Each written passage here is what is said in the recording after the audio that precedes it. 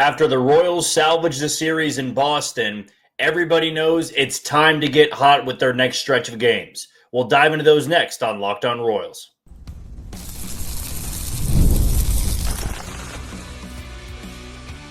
You are Locked On Royals, your daily Kansas City Royals podcast. Part of the Locked On Podcast Network, your team every day. You are tuned in to another edition of Locked On Royals in the Locked On Podcast Network. I'm your host, Jack Johnson, and you can find me on Twitter at JohnnyJ_15. That is at JOHNYJ_15. You also can catch us on wherever you listen to podcasts. That can be Spotify, Apple Podcast, Amazon Music, Google Podcast, Odyssey, and YouTube. Just be sure to hit the follow button and subscribe. For you first-time listeners wondering how this channel works, I bring you episodes Monday through Friday, 30-minute episodes in length. And if you want to get that immediate reaction right after the game, you can check out Chance Lebo with the postcast, and he goes live for about 15 to 20 minutes at the conclusion of all of the Royals games.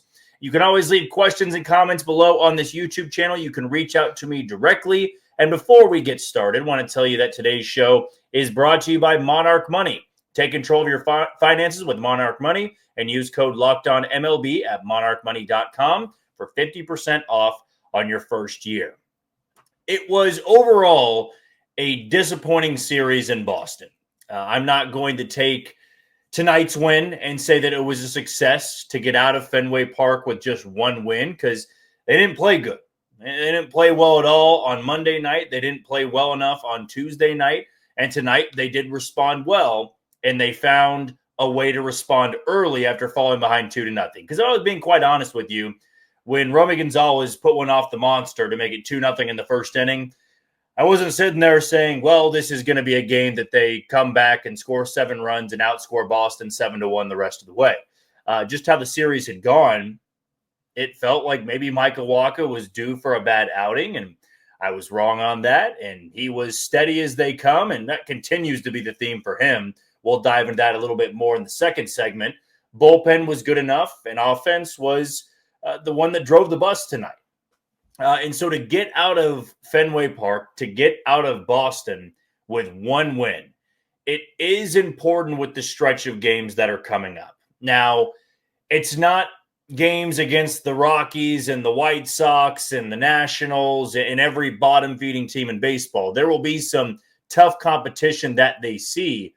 But honestly, if we look at these next stretch of games, it has to be now for the Royals. If they are going to be a team that is right there in September, they can't afford to play 500 baseball or one game over or one game under in these next 13 games.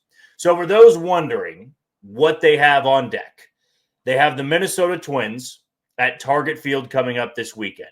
They then are going to return home for a 10-game homestand that features the Washington Nationals, who I don't know if you saw this, but they just became the first team, I believe, in history, unless it was a fake account, to allow 75 hits in a 4-game stretch. I mean, their pitching is on fumes at this point. So the Royals might be catching them at a good time. They were playing good baseball earlier on in the season. We were talking all about, James Wood. We were talking about C.J. Abrams, Mackenzie Gore, and those are still going to be tough guys to face.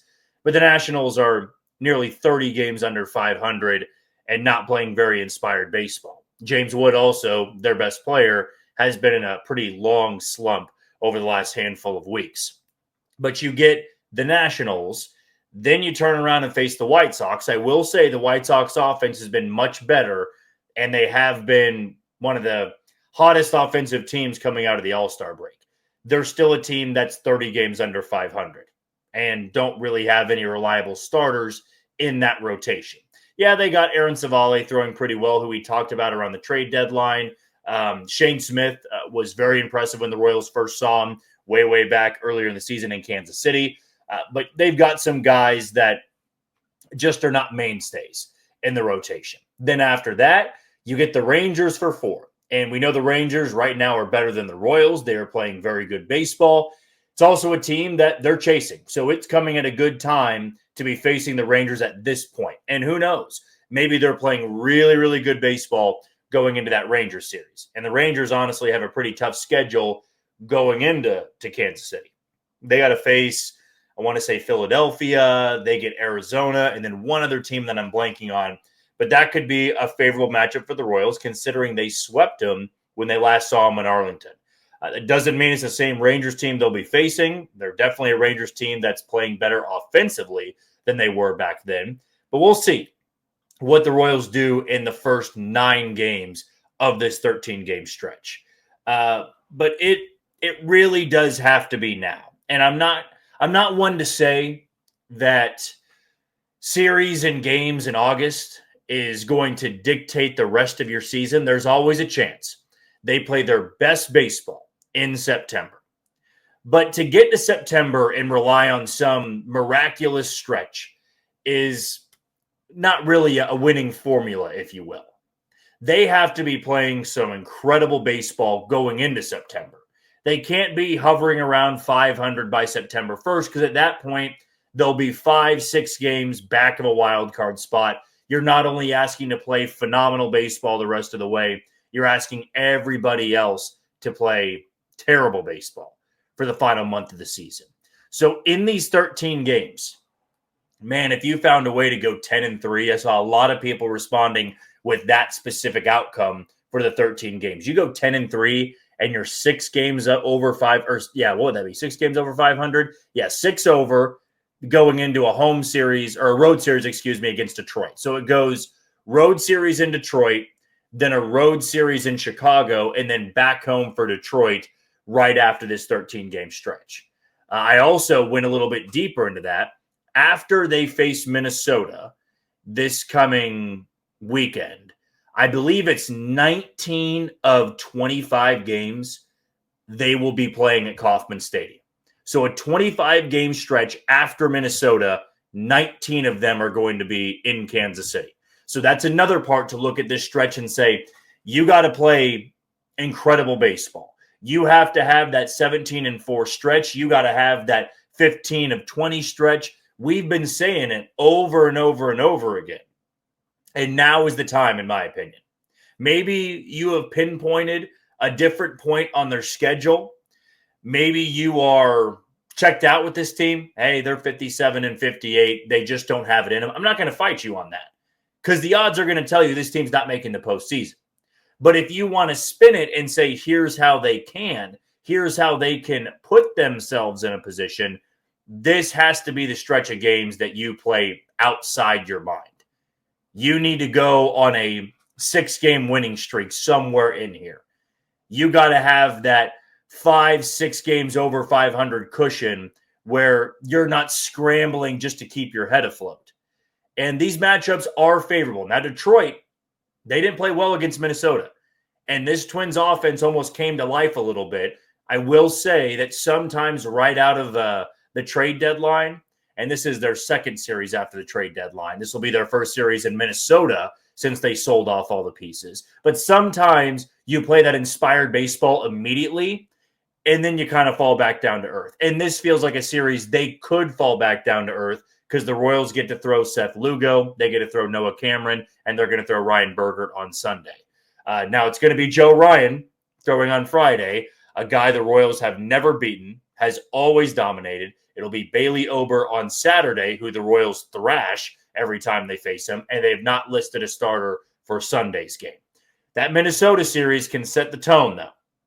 If you go and you take 2 of 3, which again still just needs to be the goal, if you take 2 of 3 here, you're 500 coming back home for 2 teams that are well under 20, 25 games, 30 games under 500. And then you get the Rangers. So if you take 2 of 3 against Minnesota, and then you find a way to go, let's say 5-1 against the White Sox and Nationals, now you're feeling pretty good going into that Rangers series. And that is the opportunity to leapfrog some teams. Now, Cleveland's got to cool off. New York's got to stay cold. Seattle's got to cool off. And Boston's got to cool off. There's a lot of factors that come into this. But to put pressure on those teams, to turn up the heat a little bit, this has to be. I can't mince my words. This has to be the stretch where the Royals go on a tear. So I urge people, if you're thinking about going out to Kauffman Stadium, I know it may It'll matter what they do in Minnesota. If you lose the series against the Twins or get swept, not a lot of good vibes heading back to Kansas City. But if they find a way to take 2 of 3 or sweep them, it would be nice to see some pretty big crowds for the Nationals and White Sox and Rangers series. 10-game homestand, an opportunity to put yourself seriously back into the playoff hunt. 4 games out of a playoff spot, as we've said so many times before, it's technically striking distance. You're not right there, though. You are still chasing Cleveland and Texas, who are not in a playoff spot. You're chasing New York. You're chasing Seattle. You're chasing Boston. The Royals are one of 6 teams that are trying to grab a final spot. Boston, after this series, appears to be running away with it. Doesn't mean they can't fall back down to earth, but the focus needs to be on Cleveland, needs to be on Texas, and needs to be on New York for the time being. Or maybe I should scratch all that and say the focus needs to be on what you're doing. You go 10-3 over these next 13, the standings are going to take care of themselves. You play 7 games over 500 in these next 13, that's going to put you in that conversation of, man, they're a game out. They're 2 games out or 2.5 games out, and that's very doable going into the final 30 to 40 games of the season. Let's take our first break of the show. When we come back, I want to give Michael Wacha praise because all season long, he's never gotten any run support until these last 2 outings. And now he's starting to become one of the more reliable arms in the rotation. So let's talk about Michael Wacha next on Locked On Royals. You are tuned into Locked On Royals and the Locked On Podcast Network. I'm your host, Jack Johnson. You can find me on Twitter at JohnnyJ_15. Want to tell you about Gameday Hue. Gameday Hue makes clean, no-logo gear with team-inspired colorways for every pro and college fan base. It's all about letting your colors speak for you. No giant logos, just smart, versatile style that works on game day, on the course, or anywhere in between. Right now, you can get 15% off with code MLB15 at GamedayHue.com. That's GamedayHue.com. And the code even stacks on bundle deals. So now's the time to load up. Let your colors talk because colors speak louder than words. That's GamedayHue.com with code MLB15. And as I've said before, you've seen me wear that hat a couple of times. Incredibly comfortable, incredibly breathable, and especially here in Kansas City with how hot it is. Always nice to have a hat that's comfortable to wear on the golf course or wherever you may be. Love the fit that Gameday Hue has for everybody out there. Tonight's game is going to be overshadowed by Jonathan India's 3-run home run over the monster, Mike Yastrzemski leading off, and the Royals playing some great defense. They didn't get good defense on Tuesday night, didn't have great defense on Monday night, but Mike Yastrzemski robbed Roman Anthony when it was a 3-2 game. Excellent double play ball by Vinny Pasquantino and Bobby Witt Jr. There was another great play by, I want to say, might have been Mike Yastrzemski again, now that I think about it. Adam Frazier had one. It was clunky, don't get me wrong. It was a double play ball, bounced off of him, but he stayed calm, he stayed poised, and forgot who it was. Maybe it was Yoshida. I think it was Yoshida running the first base. Threw him out by a step or two. And those are plays you need to make. If you're going to botch something, at least get the sure out. And Adam Frazier was able to do that. Maybe I'm giving too much credit to Adam Frazier, who did have a 2-hit game, by the way. But defense tonight was good. But going back to what overshadowed Michael Wacha's outing, Jonathan India's 3-run home run. He's hitting in the 7-hole for the first time this season. I don't know if we'll see Mike Yastrzemski leading off against Joe Ryan. Maybe they will, just to get a lefty up there, and then you've got lefty, righty, lefty, righty. Then it would be Salvador Perez hitting right-handed. So you got, kind of that mixing and matching a little bit at the top of the order. I would leave Yaz leading off because you got some momentum with him having a multi-hit game tonight. And then you had Jonathan India have a multi-hit game and a 3-run bomb in the 7-hole. It's taken some pressure off Jonathan India. It's put Mike Yastrzemski in a spot where he can succeed a little bit more. I liked it for tonight. If they go back to Jonathan India leading off, I guess we'll see what happens. But that was more so the theme of tonight's game, the focus of tonight's game. And it's really only because Michael Wacha, every time he takes the ball, just gives you a quality start. He and Seth Lugo are very similar in that way.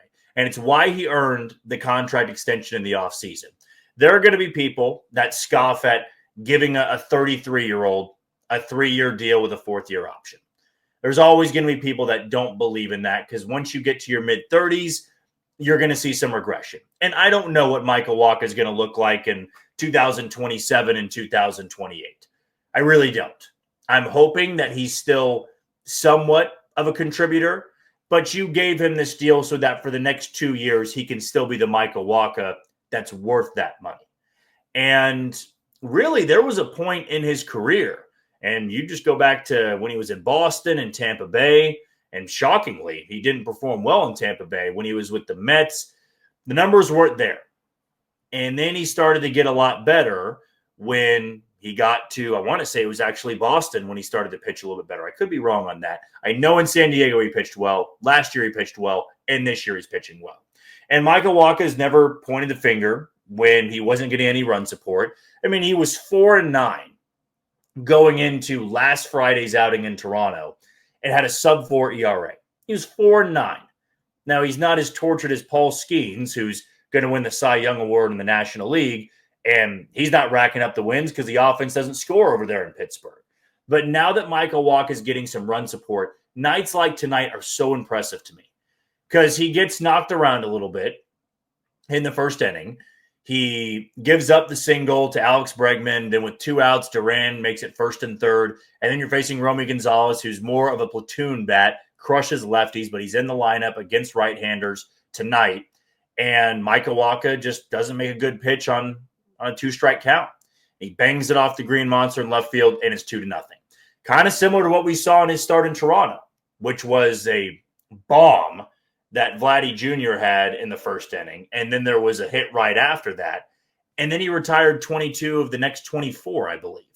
And just ridiculous stuff. It's not overpowering. He's got one of the best changeups in the game. He locates things well, and his fastball plays up a little bit.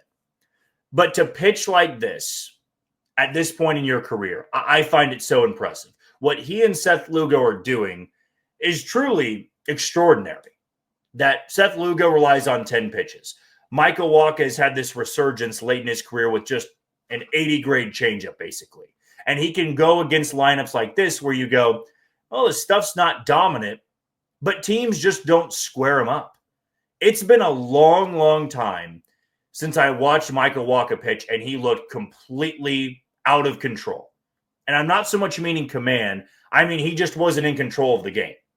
I mean, his pitches were missing left and right. Nobody was biting on the changeup. He's getting hit hard. There's been few outings over the last 2 years. And really, if I go back to last year, he got roughed up by Texas way, way back in, I want to say, May. And then from June to the end of the season, he was just as steady as they come. And this year, despite the lack of run support, he just continued to be steady.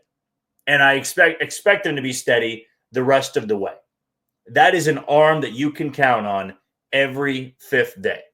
The stuff's not overpowering, so you're not going to see him in October go toe-to-toe with a Garrett Crochet.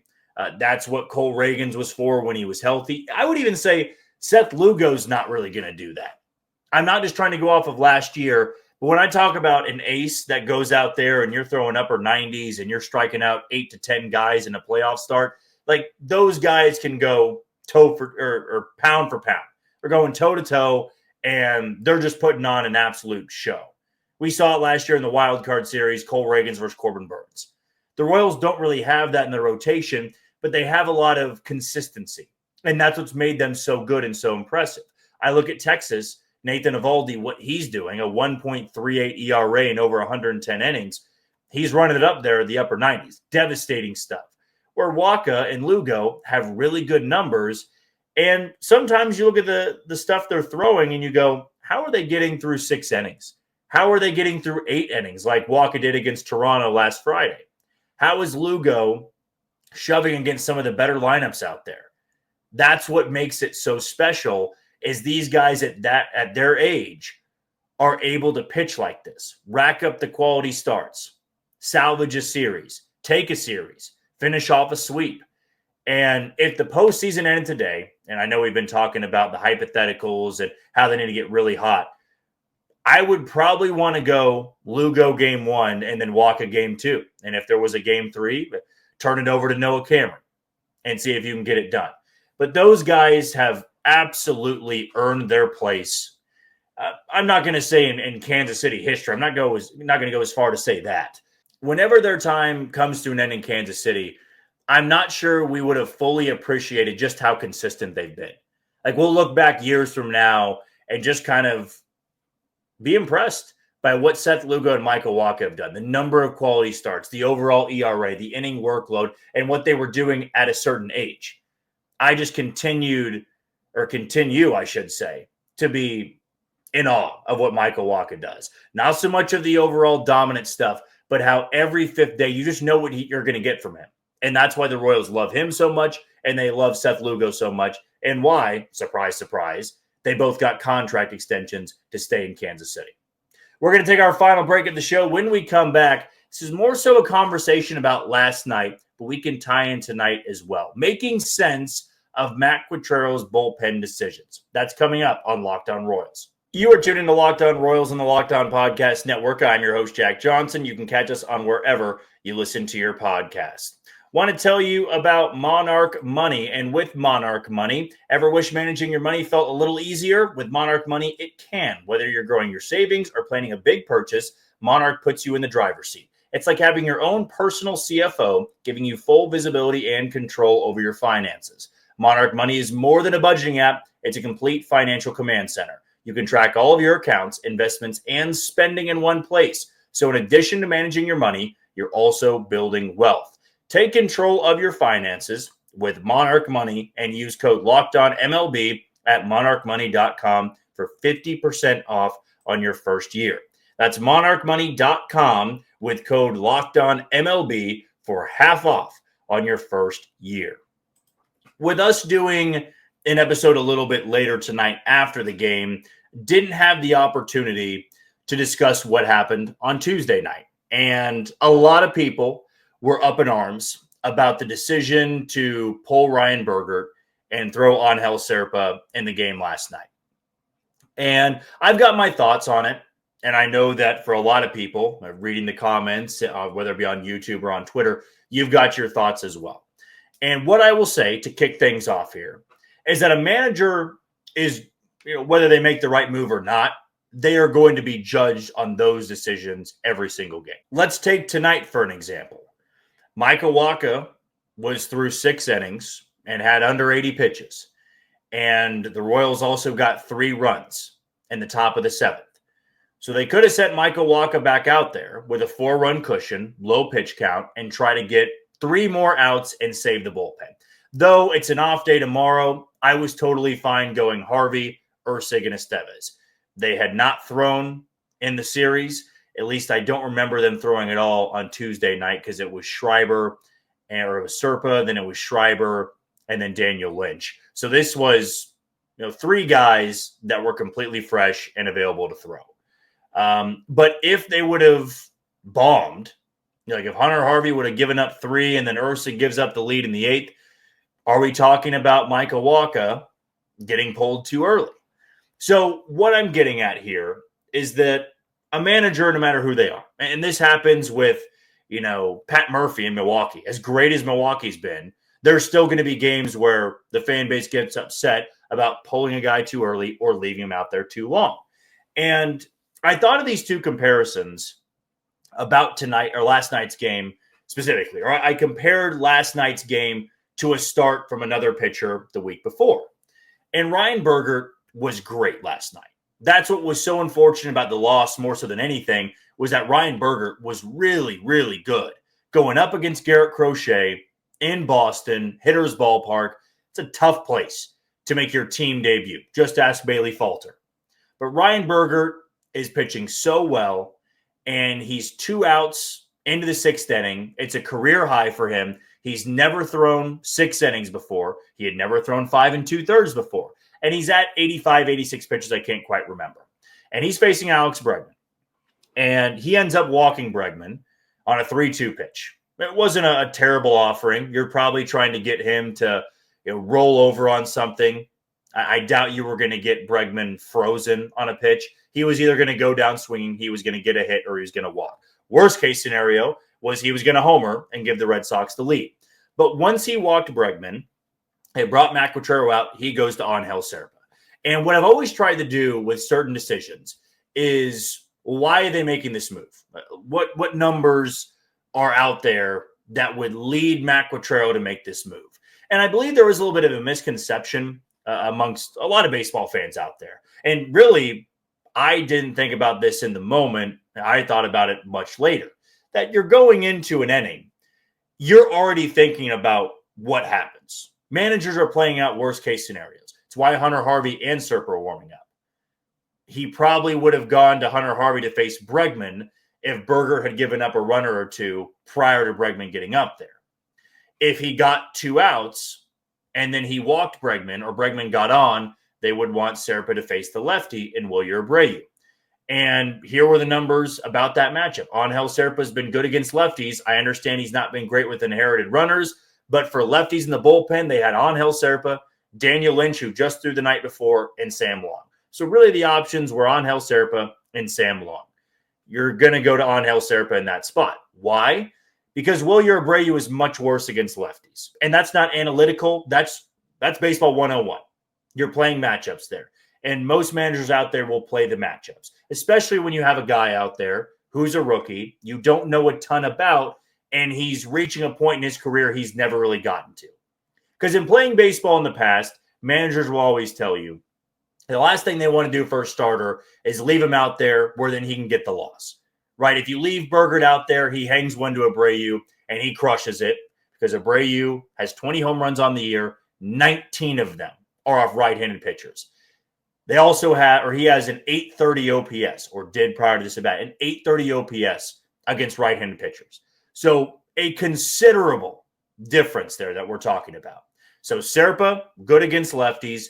Abreu, not so good against lefties. 1-1 game. One bad pitch can change the outcome of it. If it was 3-1, maybe you leave Ryan Berger in. If it's 4-1, maybe you leave him in to get that quality start to get out of it. And so I saw a lot of comments about, well, he wasn't struggling. He was cruising. He was pitching well. And you can make that argument. It's not like he had loaded the bases or anything. But in a 1-1 game, it's, the margin for error is so small. And I imagine that if Q left him out there and Wilyer Abreu crushes one, we're talking about, why did you leave him out there? And I get it's a little bit of analytical. It's a little bit of old school baseball. You look into a player's eyes. Can you get out of it? Berger obviously would have said, I can get out of it. But you're going to rely on the matchups there. And the numbers favored Angel Serpa in that spot. But back to that point I was trying to make about an outing it reminded me of was Seth Lugo's against Atlanta. And Seth Lugo had made it through 5 2/3. It's 4-0. He gives up a home run to Austin Riley and a single to Michael Harris. And it's 4-1. They have the mound visit. They leave him out there. Still low pitch count. And he faces Marcell Ozuna. He hangs a curveball. Ozuna crushes it. 2-run home run. And I saw some people push back on that as well, saying, well, it's right there. He gave up a home run and a single. He was struggling. Well, I don't know if I would go as far to say that, because he was through 5 2/3 with a low pitch count, throwing a shutout at home against a lineup that was not figuring him out. So they rolled the dice to leave him out there because that's your ace of the staff, and it didn't work out. You had to go to your bullpen, and Hunter Harvey thankfully bailed the Royals out, and they got 3 runs in the next inning, or maybe it was 4 or 5 now that I think about it. It didn't end up costing them in the end. But a lot of people in that moment were saying, why did they leave Seth Lugo out there? Just go to Hunter Harvey for Ozuna. But these are decisions, again, managers are going to be criticized on. That's just going to be the reality at the end of the day. Matt Quatraro knows this. Every manager in baseball does. This will never change. And I don't think, I'm not here to defend the moves. Whether I'm positive or negative about the team, it doesn't change the access I get to the team and who I can talk to. I can promise you that. But last night, I'm just going, I'm fine with them pulling Ryan Berger because the matchups told you a left-hander is better for this spot. And the better argument, in my opinion, was, well, after Abreu doubled, you're then facing Trevor Stories, who's better against lefties than righties. And Serpa has to stay out there. I would have put Story on to face Yoshida because Yoshida has not been very good this year. and he's a lefty. And I would just trust that Angel Serpa can throw strikes in that spot because you already got the second and third. There's two runners in scoring position, and Yoshida doesn't have much pop, at least not this year. So I would have gone with that matchup over Trevor Story, who then had the 2-run single, and then the floodgates busted open in the next inning. But that's what I was trying to make sense of. It's not that anybody's wrong in being really upset by it, because even going back to the Ned Yost days, Ned Yost had questionable bullpen moves. It just happens in this sport. But in my opinion, last night was more so about relievers not executing.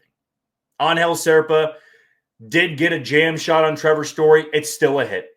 It still scored 2. Wilyer Abreu had a pop-up that would have been an out in a lot of ballparks. Reality is they're playing at Fenway Park, and the Royals know that. They know that a pop-up to that side can bang off the green monster, and it can keep the inning going. But what I would say, and really moving forward, as long as Matt Quatraro was here, we can't really be surprised when he plays the matchups because that's what he does. That's what Tampa Bay does. It's what Cleveland does as well. You're playing the matchups there. And it's not analytical. Righty-righty and lefty-lefty is purely baseball 101. If we were talking about launch angle and bat speed and expected batting average and shifts and all that, that's more analytical than just, I want to go with the lefty against the lefty who's got poor numbers against lefties. Angel Serpa's got to be better. Simply put, he has to be better. And what I would say is the Royals need a lefty to emerge as that go-to guy in a spot like that. It's not been Serpa. Daniel Lynch is fresh off the IL, and he threw multiple innings the night before. Sam Long, though he's been good, had also thrown multiple innings a couple of nights ago. And Sam Long's not somebody you really want to trust in that spot. He was last year, not so much this year. And maybe going into the offseason, that's something you target, getting a lockdown lefty reliever for exact moments like that. But I feel for Ryan Bergert, absolutely sucks to have a great outing overshadowed by that.